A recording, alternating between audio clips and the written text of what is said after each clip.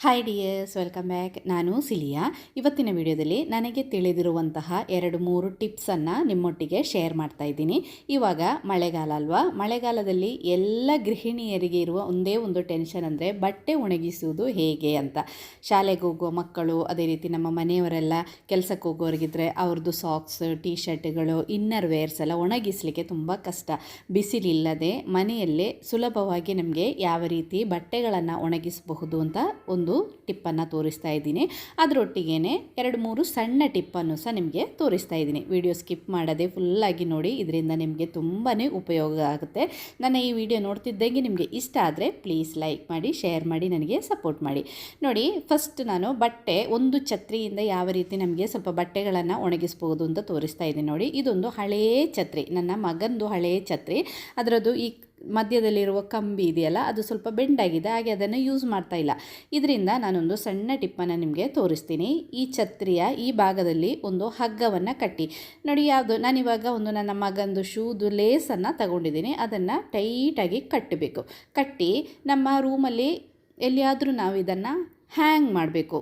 ನೋಡಿ, ಇವಾಗ ಫ್ಯಾನ್ ಹತ್ತಿರ ಎಲ್ಲಿಯಾದರೂ ನಾವು ಮಲಗುವಾಗ ಫ್ಯಾನ್ ಹಾಕ್ತೀವಿ, ಅಥವಾ ಹಾಲಲ್ಲಿ ಎಲ್ಲಿಯಾದರೂ ಇದನ್ನು ನಾವು ಈ ಥರ ನೇತು ಹಾಕಬೇಕು. ನಾನು ಸ್ವಲ್ಪ ವಾರ್ಡ್ರೋಬ್ ಮೇಲೆ ಇದನ್ನು ಕಟ್ಟಿದ್ದೀನಿ. ಕಟ್ಟಿ ಈ ಛತ್ರಿಯನ್ನು ಇದೇ ರೀತಿ ಬಿಡಿಸಿ ಇಟ್ಕೊಂಡ್ರೆ ಸಣ್ಣ ಸಣ್ಣ ಬಟ್ಟೆಗಳು, ಇವಾಗ ಸಾಕ್ಸ್, ಮಕ್ಕಳಿದು ಇನ್ನರ್ ವೇರ್ಸ್, ಅದನ್ನೆಲ್ಲ ಸಣ್ಣ ಟೀ ಶರ್ಟ್ಗಳನ್ನೆಲ್ಲ ಈ ಥರ ಸಣ್ಣ ಛತ್ರಿ ಆದರೆ ಛತ್ರಿಯಲ್ಲಿ ಇದೇ ರೀತಿ ಹಾಕಿ ನಮಗೆ ಒಣಗಿಸ್ಬೋದು. ನೀರು ಬಟ್ಟೆಯನ್ನೆಲ್ಲ ನಾವು ವಾಶ್ ಮಾಡಿ ಅದರ ನೀರೆಲ್ಲ ಹೋದ ಮೇಲೆ ಇದೇ ರೀತಿ ನಾವು ಬಿಡಿಸಿ ಹಾಕಿದರೆ ಚೆನ್ನಾಗಿ, ನಾವೀಗ ಫ್ಯಾನ್ ಹಾಕಿದರೆ ಒಳ್ಳೆ ನಮಗೆ ಬಟ್ಟೆಗಳೆಲ್ಲ ಒಣಗುತ್ತೆ. ನೋಡಿ, ದೊಡ್ಡ ದೊಡ್ಡ ಬಟ್ಟೆ ಆದರೆ ನಿಮ್ಮ ಹತ್ರ ಸ್ವಲ್ಪ ದೊಡ್ಡ ಛತ್ರಿ ಇದ್ದರೆ ದೊಡ್ಡ ದೊಡ್ಡ ಬಟ್ಟೆಯನ್ನು ಸಹ ಹಾಕ್ಬೋದು. ಈ ಥರ ಸಣ್ಣ ಛತ್ರಿ ಆದರೆ ಸಣ್ಣ ಸಣ್ಣ ಬಟ್ಟೆಗಳನ್ನೆಲ್ಲ ನಮಗೆ ತುಂಬ ಸುಲಭವಾಗಿ ಇದನ್ನು ಒಣಗಿಸ್ಬೋದು.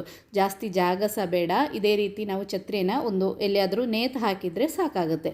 ಆಮೇಲೆ ಅದರ ಮೇಲ್ಗಡೆಯಿಂದ ಇದೇ ರೀತಿ ಮಕ್ಕಳಿದು ಇನ್ನರ್ ವೇರ್ಸ್, ಸಾಕ್ಸ್, ಸಣ್ಣ ಸಣ್ಣ ಟೀ ಶರ್ಟ್ ಎಲ್ಲ ಹಾಕಿ ನಮಗೆ ಫ್ಯಾನ್ ಹಾಕಿದರೆ ನೀಟಾಗಿ ಇದು ಒಣಗುತ್ತೆ. ಇದನ್ನು ಟ್ರೈ ಮಾಡಿ ನೋಡಿ.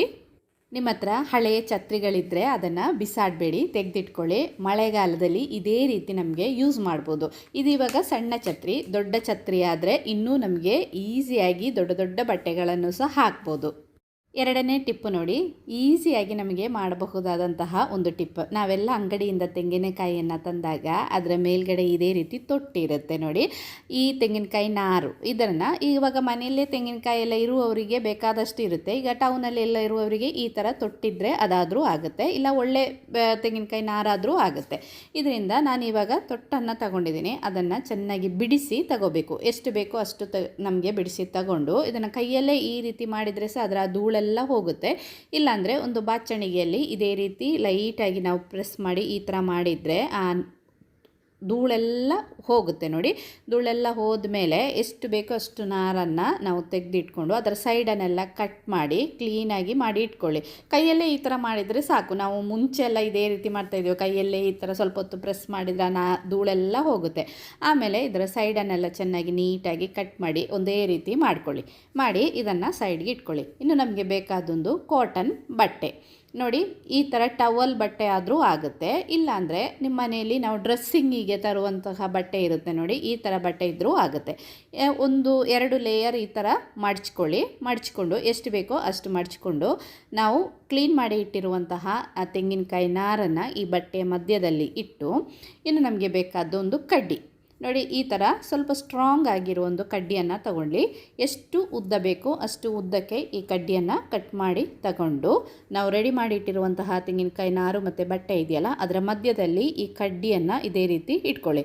ನಿಮಗೆ ಸ್ವಲ್ಪ ನಾರು ಜಾಸ್ತಿ ಬೇಕಂದರೆ ಜಾಸ್ತಿ ಆದರೂ ತಗೋಬೋದು. ಬಟ್ಟೆ ನೋಡಿ, ನಾವು ಅದನ್ನು ಫೋಲ್ಡ್ ಮಾಡಿ ಕಟ್ಟಲಿಕ್ಕೆ ಎಷ್ಟು ಬೇಕೋ ಅಷ್ಟು ಅಗಲಕ್ಕೆ ನಾವು ಬಟ್ಟೆಯನ್ನು ತಗೋಬೇಕು. ಆಮೇಲೆ ಈ ಬಟ್ಟೆಯನ್ನು ಇದೇ ರೀತಿ ಫೋಲ್ಡ್ ಮಾಡಿ ಈ ರೀತಿ ಇಟ್ಕೊಂಡು ಇಲ್ಲಿ ಟೈಟಾಗಿ ಒಂದು ಹಗ್ಗದಲ್ಲಿ ಕಟ್ಟಬೇಕು ಫಸ್ಟಿಗೆ. ನೋಡಿ, ಇವಾಗ ನಾನು ಇದೇ ಒಂದು ಬಟ್ಟೆದೇ ಹಗ್ಗ ಥರ ಮಾಡಿಕೊಂಡು ಅದರಿಂದಲೇ ಇದನ್ನು ಕಟ್ತಾ ಇದ್ದೀನಿ. ಇದನ್ನು ಕಟ್ಟಿ ಆದಮೇಲೆ ನಾವೊಂದು ನೂಲು ತಗೊಂಡು ಟೈಟಾಗಿ ಇದನ್ನು ಸುತ್ಕೋಬೇಕು.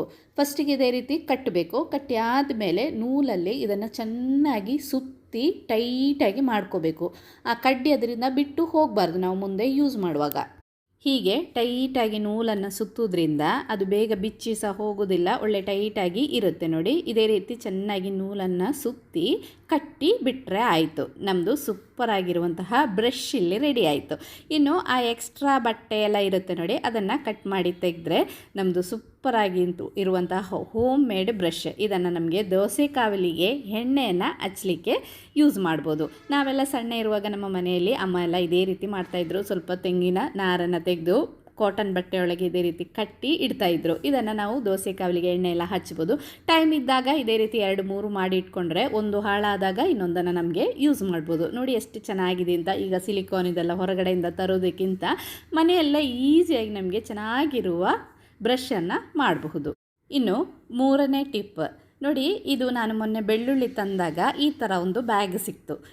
ಈ ಬ್ಯಾಗಿಂದ ಒಂದು ಸಿಂಪಲ್ ಟಿಪ್ಪನ್ನು ನಿಮಗೆ ತೋರಿಸ್ಕೊಡ್ತೀನಿ ನೋಡಿ. ನಾವಿವಾಗ ತರಕಾರಿ ಅಥವಾ ಬೆಳ್ಳುಳ್ಳಿ, ಈರುಳ್ಳಿ ಎಲ್ಲ ಇದೇ ರೀತಿ ಬ್ಯಾಗಲ್ಲಿ ಸಿಗುತ್ತೆ ನಮಗೆ.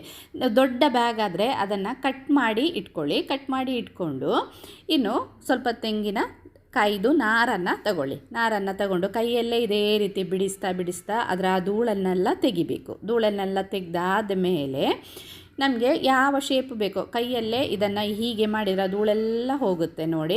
ನಾವೆಲ್ಲ ಸಣ್ಣ ಇರುವಾಗ ಇದೇ ರೀತಿ ತೆಂಗಿನಕಾಯಿ ನಾರು ತೆಗೆದು ಅದರಿಂದಲೇ ಸ್ನಾನ ಮಾಡುವಾಗ ಮೈ ಎಲ್ಲ ಕ್ಲೀನ್ ಮಾಡೋದು, ಆಮೇಲೆ ಪಾತ್ರೆಗಳನ್ನೆಲ್ಲ ತೊಳಿಲಿಕ್ಕೆ ಇದನ್ನೇ ಯೂಸ್ ಮಾಡ್ತಾ ಇದ್ದಿದ್ದು. ಇವಾಗೆಲ್ಲ ಯಾರು ಇದನ್ನು ಯೂಸ್ ಮಾಡೋದಿಲ್ಲ. ಎಷ್ಟು ಚೆನ್ನಾಗಾಗುತ್ತೆ ಗೊತ್ತಾ ಇದು. ಆ ಪ್ಲಾಸ್ಟಿಕ್ ಇದೆಲ್ಲ ತರೋದಕ್ಕಿಂತ ಮನೆಯಿಂದಲೇ ನಮಗೆ ಇದನ್ನು ಮಾಡ್ಕೋಬೋದು. ಇನ್ನು ಆ ತೆಂಗಿನಕಾಯಿ ನಾರನ್ನೆಲ್ಲ ಚೆನ್ನಾಗಿ ಅದರ ಧೂಳೆಲ್ಲ ಹೋದ್ಮೇಲೆ ಈ ಬ್ಯಾಗ್ ಒಳಗಡೆ ಈ ನಾರನ್ನು ಹಾಕಿ ನೋಡಿ, ನಮಗೆ ಯಾವ ಶೇಪ್ ಬೇಕಾದರೂ ಅದನ್ನು ಮಾಡ್ಕೋಬೋದು. ಈಗ ರೌಂಡ್ ಶೇಪ್ ಬೇಕಾದರೆ ಆ ನಾರನ್ನು ಕೈಯಲ್ಲೇ ನಾವು ರೌಂಡಾಗಿ ಶೇಪ್ ಮಾಡ್ಕೋಬೋದು. ಇಲ್ಲಾಂದರೆ ನಾನಿವಾಗ ನಂದೊಂದು ಕೈ ಅಗಲಕ್ಕೆ ಇದನ್ನು ಮಾಡ್ತಾಯಿದ್ದೀನಿ. ಆಮೇಲೆ ಈ ನಾರನ್ನೆಲ್ಲ ಇದರೊಳಗಡೆ ಹಾಕಿ ಇದನ್ನು ಇದೇ ರೀತಿ ಫೋಲ್ಡ್ ಮಾಡ್ಕೊಳ್ಳೋಣ.